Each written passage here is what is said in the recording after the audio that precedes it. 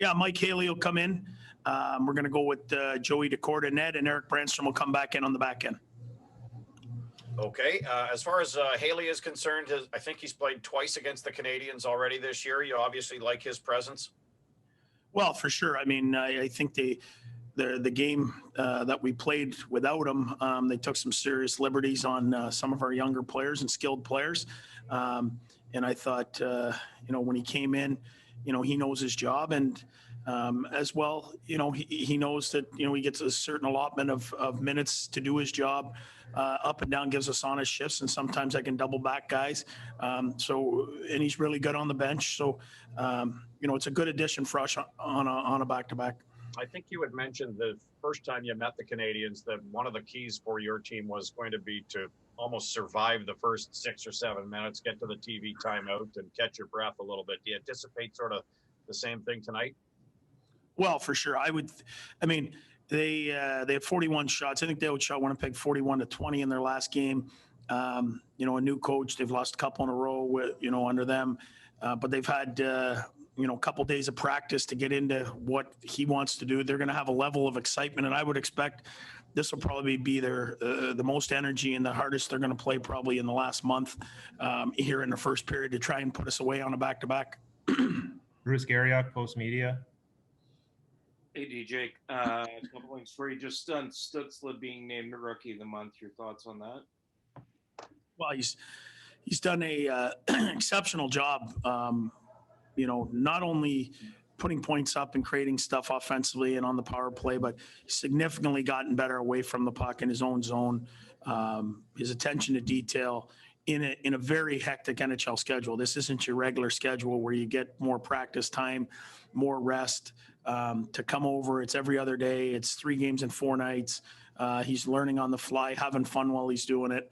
Like I said before, I said the sky's the limit. He just continues to get better. Whether he gets points or not, his overall game is getting better. Just on, you brought Gustafsson in. Is the plan to dress him tonight, or? Who's that, sorry? Gustafsson. Yeah, he's going to dress tonight. We're going to give Murray the complete day off. He's played so much hockey. It's not fair to him to keep his mind engaged every single moment with this schedule. And I think it's a really good time to give Joey a start and to also give Matt a breather with the 7 games in 11 days. After last night's game. We'll go to Murray Pam at Full Press Hockey. Hey, DJ. How close is Ryan Dzingel to getting into the lineup?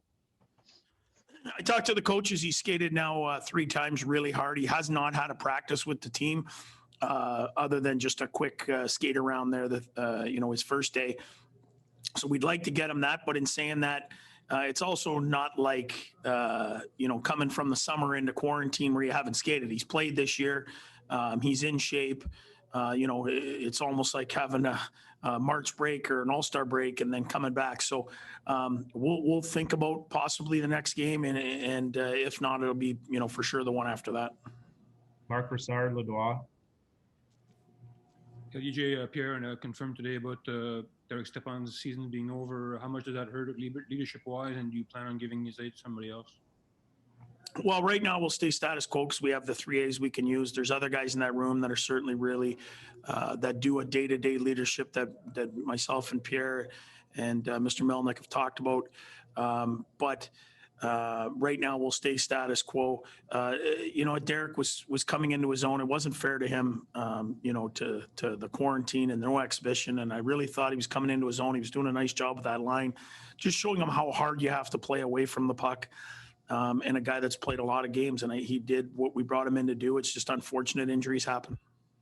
Guillaume Lefrancois, La Presse. Hi, DJ.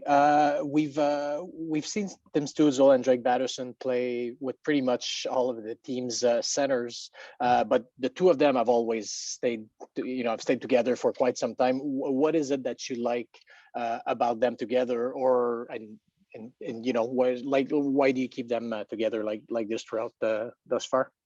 Well, I think there's certainly chemistry there, but there's also the other lines have chemistry. I think the Paul White Dadnoff line has been as good as any. I think you know, Kachuk and Brown and Tierney, whether it's Tierney or Norris, plays against all the other teams, you know, top lines, and has given us an opportunity to win every night, you know, when the other teams have to play against them. So it's a bit of them being good, and it's also the other guys being good on their own lines. So we do move some centers around here to here, depending on a matchup, depending on who's got legs. But for the most part, we've kept the wingers together.